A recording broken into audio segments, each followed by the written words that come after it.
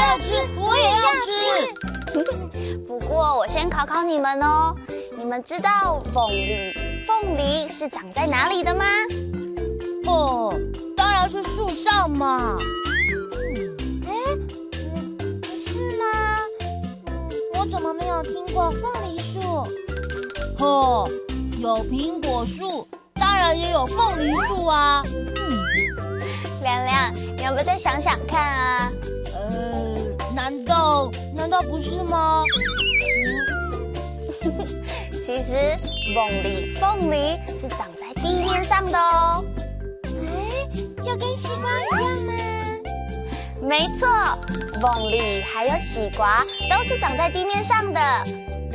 哦，原来凤梨和西瓜都不是长在树上的哦。不是哎，那你们知道葡萄是长在哪里的吗？葡萄小小的，不像凤梨和西瓜这么大。这次应该是长在树上了吧？你们听哦，阿门阿切，一棵葡萄树，阿嫩阿嫩，绿地刚发芽。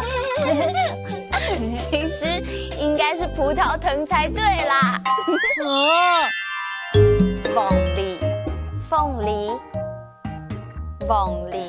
凤梨。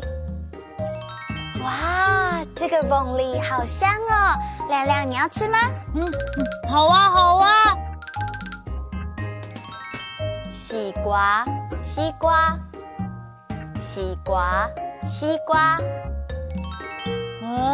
彤彤姐姐，为什么西瓜有2种颜色呢？因为西瓜的品种不同，所以会有不同的颜色哦。葡萄。